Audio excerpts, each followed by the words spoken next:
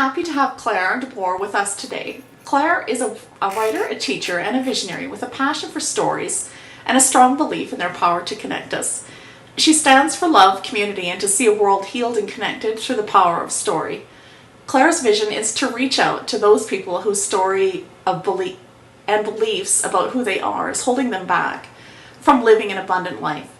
Through the process of creating writing, it's her goal to bring about healing and change and connection to self. Claire also helps people to write their story in her workshop that you can find on her website at thegiftofwriting.com. So welcome, Claire. I'm so happy to have you here today. Thank you. It's good to be here. We might as well just dive into the questions. I've been sort of lurking on your website, and that's kind of how I found you. And I just love not only your posts, but your guest posts, and just how people are so real and transparent and authentic in sharing their stories and what they've gone through. And it fascinates me. And so would you mind just sharing your story, Claire, what you're comfortable with, of your childhood and the journey you took to discovering in your life that writing was a gift to heal you, and also in that process, how you came to discover that this might also be something that would help others through their own stories? Mm-hmm. Well, my story is not actually too much of a compelling one. I grew up in a very broken home, and I later came to realize that I suffered from depression a lot as a child, and that continued into adulthood. And much of that was probably due to coming from a broken home. But, the details are not so important as what I have done with since. And I think that as I went into adulthood, I kept a lot of my feelings about my childhood suppressed, and I didn't really talk about it, and I never actually even acknowledged that I had depression in the first place. As a child, I had no idea that it even existed, and I just thought the life I was living was normal. But as I became an adult and had consequent issues in relationships and just relating to other people, I realized how much of a profound effect my childhood had had on me and suffering from depression had had on me. And it wasn't until I started writing about it several years ago that I realized that to come to a place of self-awareness and healing, I needed to get it all out. I needed to put it down on paper. Mm-hmm. And so that is what I started to do. And in doing so, I found a fresh perspective. I sort of realized what I was dealing with, what I've been working with. I started to face my depression and actually start to do something about it. And I faced some of those childhood memories that were really raw and painful, and sort of tried to wade my way through them and see them a little differently, and realize how they had shaped the person that I am today. And doing so just had a really profound effect on me. I was always a writer. I've been a fiction writer for years. And once I discovered the healing power of writing, I made a shift to nonfiction. And I've sort of never gone back, because I've seen how much it has helped me, and I want to help other people to do the same. So I've sort of stuck in the nonfiction realm and continue to do so, and now work as a teacher doing so. That's so neat that you would sort of come on this journey in your life and just sort of recognize and be willing to pivot, even from writing fiction to nonfiction, realizing the power of story that you've experienced, right? And so that's pretty neat. Sure. Yeah, it has been neat. Yeah. So, nowadays there's so many people talking about writing your story of your life. And for a lot of people, it seems like it's a really hard thing to do, if not impossible. Or maybe it feels like it's impossible. It's like when we go there, go into that space, right? Especially if our story's been sort of hard, right? We've experienced a lot of pain. When we choose to be vulnerable and get to the truth of our story, we're scared maybe that we'll be rejected and or laughed at, or maybe no one will say anything at all, which might be worse because it's like that silence.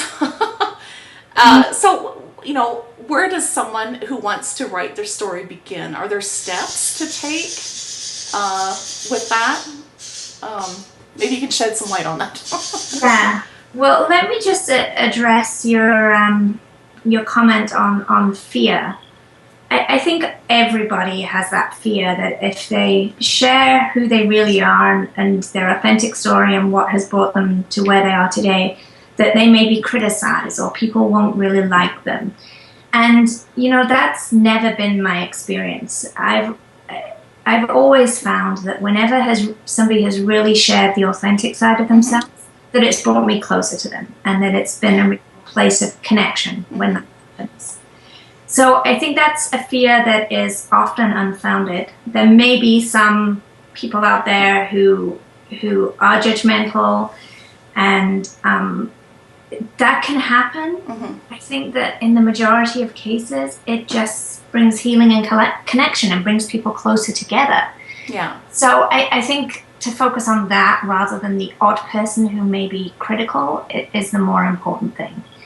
And, it all comes down to this fear of vulnerability that we all have, right? That, if we put ourselves out there, if we put our emotions out there, then we're exposing ourselves. We're not hiding behind that safe wall anymore.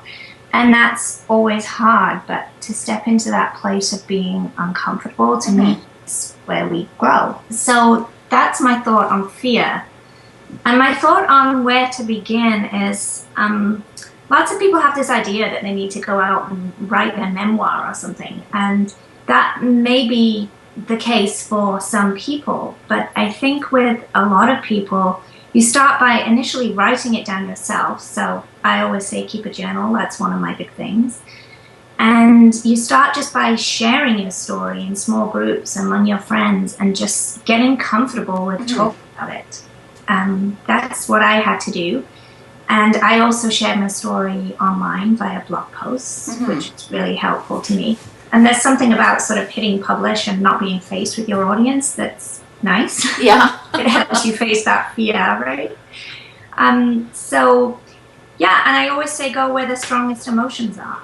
That's a place to start. And it's quite often an uncomfortable place, but it's usually the right place. So share in small groups, begin with a journal, and then see where you want to go from there. Yeah, that's I can see that being really helpful.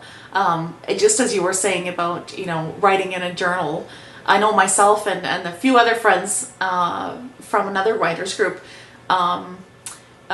We've started doing morning pages, from Julia Cameron's The Artist's Way, and just have found that really for myself. Anyway, it's quite eye-opening, actually, some of the stuff that you put down on the page, right? Yeah, you really see your patterns of thinking through doing that. Yes. Because it's just stream of consciousness, right? Yes, just writing, and so I mean that's been good. That really opens you up maybe to more of who you are and this, what's kind of going on in your brain. Maybe stuff that you don't always want to see. So that's really good. So just we were talking about journaling, and we were kind of sort of touched on fear and stuff. It just reminded me of, you wrote a honest and very brave post about your lifetime struggle with depression. Would you talk about that and maybe give some of your tips on how writing can help people when they are in that place? Yeah, when you're in that place, writing is actually one of the last things you feel like doing, or it's one of the last things I have felt like doing. But I've really had to force myself to do that. And journaling is a habit I've had now for several years that has really helped me with that. Because through journaling, I'm able to see patterns of toxic thinking, which is a huge part of depression. I'm able to work with my inner critic. I'm able to see my stream of consciousness, as we were just discussing, see where my thoughts are going. And it's a place where we become so much more self-aware. So just writing out your thoughts, writing out what you want to get from the day, writing out positive affirmations, trying to turn toxic thoughts into have a more positive slant. All of these things are really helpful. And I think that anything where you're sort of focusing on how you feel and where you want to go, how you want to feel, anything like that is really transformative. And that's what has helped me with my depression for sure. Maybe you can see more of who you are on the page, and maybe that helps. There are specific dialogue, dialogue is a technique that I use. There are specific journaling techniques that I use. One of them is dialogue. And dialoguing is actually where you go back and forth between yourself and either another person or a part of yourself. Mm-hmm.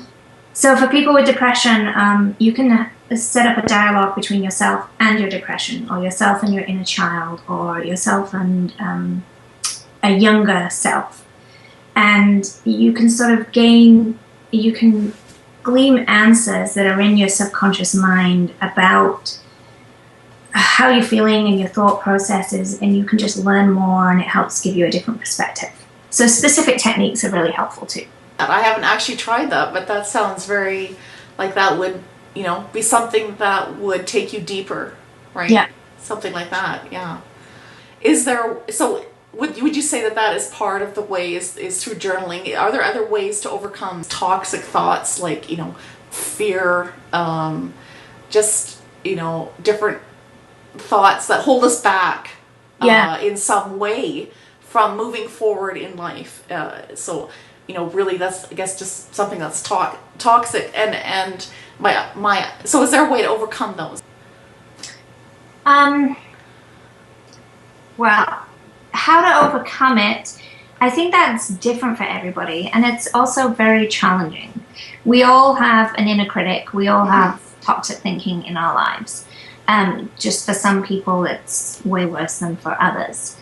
And I think for me that really checking in with myself on a daily, and not just every morning, but several times a day, checking in with myself and saying, how am I doing?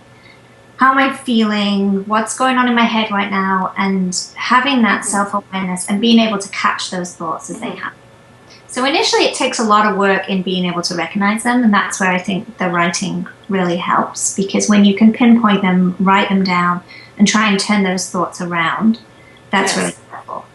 And positive affirmations work for some people. Personally, I find kind of the post-it notes on the mirror, I sort of ignore them a lot of the time, so they're not that helpful to me, but checking in with myself is helpful. And prayer, of course, is very helpful. I make prayer and meditation a part of my morning self-kindness sort of time. So prayer, meditation, journaling, those are all really important to me. And they really help with the toxic thinking. Yes. Meditation. Yeah, I mean, it's very much a personal thing, but just having anything that you can do to have that self-awareness. Even yoga is amazing for that, because you're checking in with your body, you're checking in with yourself all the time. So a lot of these spiritual practices, yoga, writing, I find them all very helpful. I have prayer and meditation every morning too, and that just really, it's like it, helps to focus you for the day, and almost like it clears your mind. And actually doing the morning pages, which is kind of like journaling, I guess, in a way. It's like a download of your thoughts, right? Yeah. That's how I see pages. Yes. Download. Yeah, exactly. It just, whatever's there just comes out. And so, but it's good because it's like it clears your mind from all of the, or at least most, maybe not all, but of the stuff that could clutter and get in the way. Yeah. But my advice with morning pages is that the morning pages should be a first step. They're like the download. Yeah. Then you work using specific journaling techniques. Yes. To help you overcome your toxic thinking, work through whatever you want to work through that's going on in your life. So I definitely see the morning pages as just get your thoughts out of the way and then specifically work on what you need to work to grow. Yes. No, that's really good. Now we're going to dive a little deeper. uh, so, I know, I'm worried too. No, I'm just kidding. I'm not. So, you know, many people in their lives, maybe everyone, I would think, probably everyone, you know, have had feelings of hurt, pain, and anger, and just different things that have happened in their life, where they need to truly forgive someone. So what does that mean to go through that process of forgiving someone, and how does writing it out, kind of like how you're talking with, you know, because you were saying specific writing techniques like, you know, dialoguing with your inner child, those sorts of things. How does this help a person sort through these issues of, you know, forgiveness, or like if we have an offense, get someone to kind of get that out of the way? How does this help? Well, I think the download of feelings onto paper is a huge step in the first place. Because anything that we're holding inside, we all know how anxious that can make us. And that in itself can be a cause for depression as well. So downloading those thoughts is a great place to start.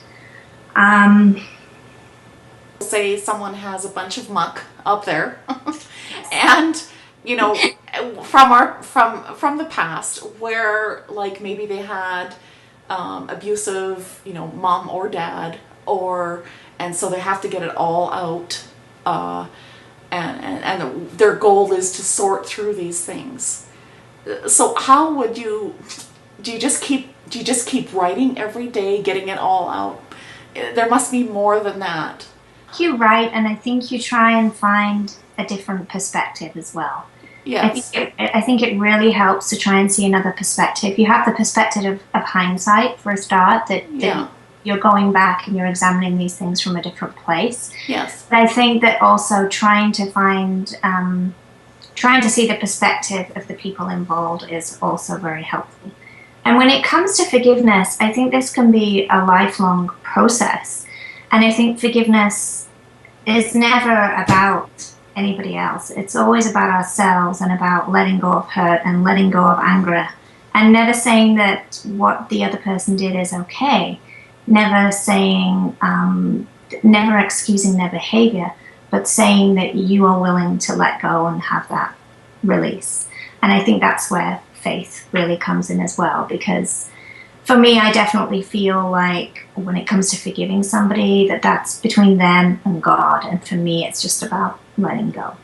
Yeah. No, that's good. That's good. I really think it's a lifelong journey. Yes. When I wrote a blog post about forgiveness, and I had a response from a lady whose husband was shot in a terrorist attack at Westgate Mall in Nairobi last year. Oh, wow. So this is only just over a year ago, and just the forgiveness that she has in her heart, and just that understanding of the need to forgive, or else she knew that it was going to eat her alive, right? Yes. So, but it just really amazed me that under those circumstances and in such a short period of time, that she has been able to forgive. And I think just having that understanding of the importance of forgiveness on what it's really about. Yeah. It's not about them, it's about you. I think that's just really essential to have. And faith helps a whole lot. Yes. Oh, that's powerful. Wow. That's great. I'm glad you shared that story. So how does writing from your own life story, from a raw place of vulnerability, and getting it, I guess we sort of discussed this a bit, getting it out of your head onto the page, help someone to heal? And I guess it is a longer process. You were kind of mentioning that. But, you know, maybe there's, because you've done a lot of these workshops, what have you seen? Maybe there's some stories you can tell of people that you've seen when they've done this, when they've written down, they've journaled, and they've been vulnerable on the page and got it out of their head. How has it helped them to heal? Well, what I've seen a lot of is tears. Yes. Which I always tell people is a good thing. Yes. Even though it doesn't feel like it at the time. people, it's really hard to go to these places, right? And to relive painful memories and to write it all down. And people initially, it's kind of like being sick. You feel worse before you get better. Yeah. But it's a hard thing to explain, this healing process, because, you know, you would think that getting it all out on the page, that it's sort of well, how is this really going to help me? It's still there, but it's looking at it from a different perspective and not keeping those emotions locked inside. And it's a challenging thing to explain what it does. It's just so powerful to help you relive those memories. And I've just seen a lot of people just say how much release they feel. Yeah. How much relief and how much more at peace they are after writing things out and revisiting things. Because once you write them out and get that different perspective, you can go back and you can talk to loved ones, and it opens up lines of communication. Whereas if you keep it inside and never writing it down, you're never addressing these things. So I think it's sort of like ripping off a Band-Aid. Yes. And Yeah. once you rip off a Band-Aid, that's where the healing begins, right? Yes. Yeah. No, that's really good. And I was just thinking of different people that I know where that would just really be. I mean, I've only recently started doing this in the last couple of years, but I just know of people where that would really help, right? You know, even though ripping off the Band-Aid does hurt, it heals you though, right? Yeah, and especially when then, if you start writing down your story, I think the sharing it is a really big piece here, because it's when you talk about it and you connect with other people and you find out that, oh yeah, they have a very similar story, and to tell my story is helping them. And it sort of becomes like this chain where you're telling your story, and then that gives somebody else permission to feel safe to tell their story, and it just becomes this big web of connection. Yes. No, I've definitely noticed that when, you know, even on my blog, when I share like a story, then in the comments, then someone else will share their story. It's like you're saying, like then we start to connect, because I don't know, is that us feeling safe with the other person? It's safe. I think that we all have a desire to be real. Yeah. And yet we walk around wearing these masks because we're afraid of judgment and of criticism. Yeah. And I think it's only when we remove the mask that we really find true connection as human beings. Yeah. You wrote a post. This is another one that I read of your post. I just loved it. You wrote a post on how 15 minutes a day can change your life. So how do we do busy well and choose our best yes in our life? I know you had kind of written about that, but maybe sort of what's your take on that? Well, I think busy has become like this cult. Everybody is so, you talk to people nowadays and the response is always, oh, I'm so busy, I can't do that. I'm too busy to fit that into my life. Busy is like this buzzword everybody's using as though it's a good thing. And if you're living a very life that is complete with many of the things that you desire, then being busy with those things is a good thing. But if you're busy doing stuff that makes you anxious and stressed out and depressed, then it's not a good thing. So we do busy well by filling our lives with the things that bring us joy and with the things that nourish us. And for me, the 15 minutes thing comes from actually my journaling practice, which I started several years ago. And for a long time, I had been saying, I need to journal. So I was already doing the writing, the fiction writing, and then the nonfiction and the blogging. But I wasn't doing the kind of writing where I really checked in with myself every day, or the morning pages, anything like that. And I was thinking at the time, oh, I just don't have time to do this. I can't fit one more thing in my life. And then I thought, but this is really important. Being kind to myself, nourishing my needs, this is really, really important. And how about if I just do it for 15 minutes a day? is that going to work? Will I be able to find 15 minutes? And I thought, well, yeah, I can find 15 minutes. I can get up 15 minutes earlier. I can do that. That's manageable. So I started with that, and now my practice is more like an hour, because I think inevitably when you make room for something, Yes. and it becomes a habit, and you realize how much joy that thing brings you, then you make more room for it. Yes. It becomes one of the most important things in your life. So I think that for anybody who says, I can't fit that thing in, A, if it's really important, you will, and B, you can find 15 minutes. Yes. Even Yes. if it's just getting up earlier or going to bed later, watching a little less TV. Yes. Any of these things we do that waste time.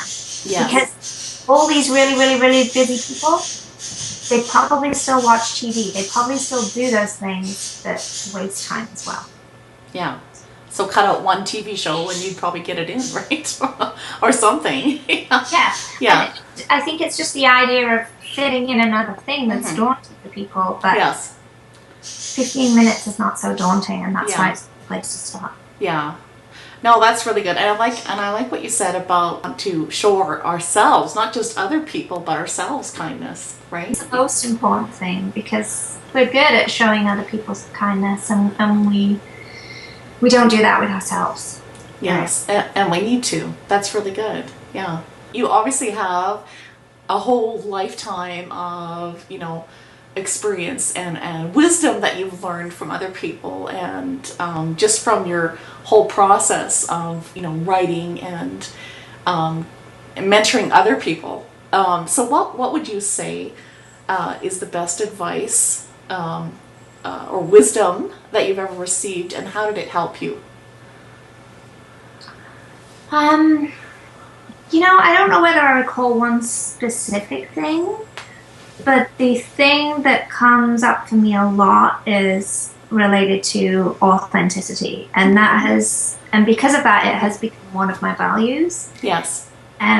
So many people have been mentors and influences in my life, and these are people that tell me how important it is to show up and how important it is to be my true self. And I wouldn't be doing any of the work that I do today if that hadn't been sort of a constant theme in my life, or at least in the past decade. Yes. So being authentic and, sort of being true to myself and showing up and sharing my story is really the best piece of advice I've ever had, and it's been from several people in my life. Yeah. That's really good. I just think if more of us would share the real, our real self, our real story with others, I think there would be more maybe compassion and connection with each other. A whole lot less speaking too. On your blog, The Gift of Writing, you do have a few online courses that you talk about. Do you mind giving a brief, sharing a brief summary of the classes that you offer, just so that people can sort of have an idea what you do? Yeah, sure. Well, I've been teaching in my community in a classroom environment for a few years now, and I sort of recently made the decision to take my classes online. Because I want to reach more people, and I just think it's a great way to help my readers. And I love workshops, and I wanted to experiment with online workshops, which is part of my course. And so the first one that I've been offering is Journaling for Creative Growth. And that's it's for writers and non-writers. It's about tapping into your creative side. And so I offer people several different journaling techniques. I also teach them the basics of writing their story if they're interested in doing that. And I also teach them about writing their personal manifesto, which for me is a really excellent way to sort of figure out where you're going, what you value, what your strengths are, what your passions are, who you are as a person. And I see that sort of as a compass for the soul. So that's a really important part of that workshop. And then the other workshop, which I'm actually working on right now and I'm going to offer in the spring, is Write Your Story. So that's going to lead people through why write your story in the first place. Who do you want to share it with? Helping them deal with the painful emotions that come up. And helping them with the actual writing techniques, how you build a story, how you work on characters and dialogue and your narrative arc, all the different components that make up a good story. So, and then I also teach Journal to the Self, which is actually a course that was originated by a lady called Kathleen Adams, who is sort of one of the original gurus of journaling, and she developed a lot of the journaling exercises that I use. And so I offer that workshop both online and in the community. So a lot of journaling, writing your story, self-development, it's all sort of along the lines of the things that we've been talking about. Just to clarify, the Write Your Story workshop. Yeah. So that's for people who want to write fiction, or it's for like no, it's writing your story. Okay.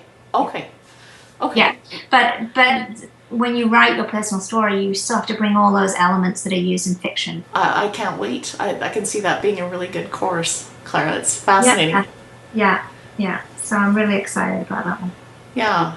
Oh, that's terrific. So, you're probably busy with all of that. Is there, that's kind of what you're focused on right now? Or is there something else that you haven't told us that we could look forward to? Like, I don't know. Maybe you have a book you're writing? I am working on my own memoir, which is very slow in coming because of the developing the course and working online, And so I have a writing partner that I'm working with on that. And I haven't sort of decided about that just in terms of publication because it does involve family members or that. So that's something that I will be discussing in my workshop as well. It's whether you share your story, how you share it in terms of publication. Yeah. So that's something I'm working on, but whether it's something that you'll see as readers in the near future, I haven't made a decision about that yet. Yeah. Okay. Well, no, I just like to hear, I'm fascinated to know kind of what's coming up for you. So, yeah.